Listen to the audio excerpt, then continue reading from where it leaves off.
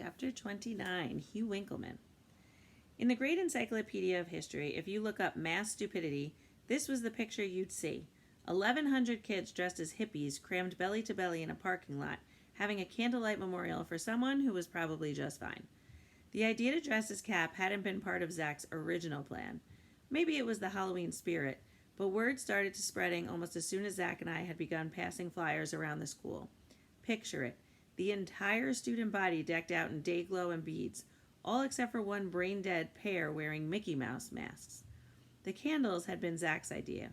"We'll need the light," he told me on the way to the dollar store, but their effect was more than either of us could have imagined. Hundreds of tiny flames glowing, orange in the dark, just screaming, "Morning." Dull flickering shadows reflected off somber faces. Eerie. Zach. I'd spent most of my life either afraid of him, jealous of him, or just hanging there while he stretched the waistband of my underwear over a parking meter. We were never going to be best friends, but I had to admire the guy. He was a genius. Not book smart, but a master when it came to crafting his public image. Somehow he had positioned himself as the head mourner of the Anderson tragedy. Not bad considering that a couple of days ago he was the villain of the school. Him and me. Okay, we deserve that. Setting Cap up at the pep rally was an awful thing to do, and I felt terrible about my part in it. Being angry at Cap was no excuse. I knew better than anyone what it was like to be the target of the Zachs of the world. A lot more than just my conscience was suffering. I was kicked out of the chess club for good. I had a month of detention and a black mark on my permanent record. And how's this for ironic? The only way to avoid being branded Cap's backstabber was to get myself embroiled in yet another scheme with the same Zach powers. Beam me up, Scotty. There's no intelligent life on this planet. I approached Zach. So now what? We're not just going to stand around all night, are we? Chill, he said serenely, jiggling his Dixie cup to keep his candle from going out. We're basking in our sorrow. I was uneasy. I don't know. A third of these kids are positive Cap's dead. A third have him in intensive care, and the rest are just here because everyone else is. The last thing we want to do is give people too much time to think. Good point, Zach agreed. He hoisted himself onto the payload of the school district's flatbed truck and stopped the tape on the boombox, which was playing Here Comes the Sun. He took the karaoke mic and flipped the switch. Attention, everybody.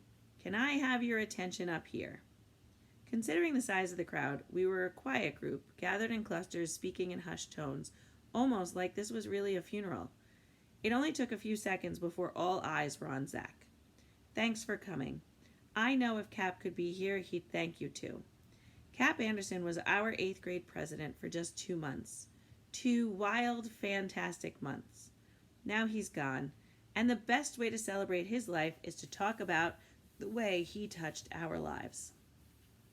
Then, before my amazed eyes, people began to push forward through the crowd and mount the flatbed, awaiting their turn at the microphone.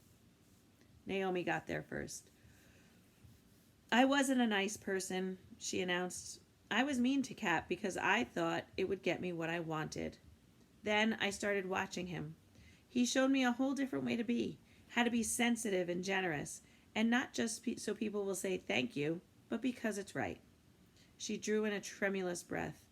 I never even had the chance to tell him. There's no Lorelei Lumley. Overcome, she gave up the mic to the 7th grader beside her. I used to be really shy. I didn't have any friends, he confessed. Then Cap let me work on the Halloween dance. I was blown away. One after another, these kids took center stage and poured their hearts out about how Cap changed their lives.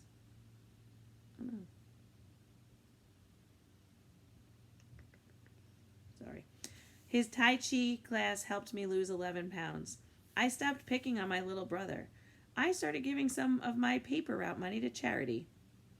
Learning about the 60s helped me get along better with my grandparents. My mind was in a whirl. The kids at C Average wouldn't share their innermost feelings if you held a machete to their throats. We lived in constant terror of letting slip something personal or embarrassing detail. We went to incredible lengths to avoid looking vulnerable or uncool. Yet here they were, lined up to spill their guts like this was an episode of Dr. Phil, because Cap had made everything A-OK. Well, I was the number one victim around here, and suddenly, right in front of me, was a golden opportunity to paint myself with Cap Anderson brush that would make me A-OK too. I just had to get up there in front of the entire student body and join the fan club. As I climbed onto the flatbed, I got my first sense of just how big this event had become. I knew the whole school was here, but now adults were starting to gather around the perimeter. The neighbors, probably, and passerby. Oh no, it was Mr. Kasigi. I had to say my piece before our assistant principal shut the whole thing down. I grabbed the microphone from a 6th grade girl who insisted that Tai Chi made her unbeatable at gymnastics. My name is Hugh Winkleman, and I was Cap's first friend at school. I experienced a brief moment of panic. I'd been so intent on getting the floor that I haven't given thought about what I should say. 1,100 faces peered earnestly up at me. This was no time to be timid. If I was going to do this, I had to let it all hang out. I bit down hard on the side of my mouth until I felt 2 giant tears well out of my eyes and roll down my cheeks. Cap Anderson was the greatest person it's ever been my honor to know. How are we ever going to get along without our president? I could see Mr. Kasigi pushing through the crowd. It was time to give this a big finish. This was my shining hour. Hugh Winkleman would be a school joke no longer. I dropped the mic to the flatbed, raised both arms to the heaven, and howled, "Cap, you were too young to die." I could hear sobs breaking out all around me, and then a muffled but familiar voice called, "Hugh, don't cry." I goggled. One of the kids in the Mickey Mouse masks waded through the crush to reach the truck. He stopped just below me and pulled off the mouse head. "See?" Cap Anderson announced. "Everything's okay. I'm not dead."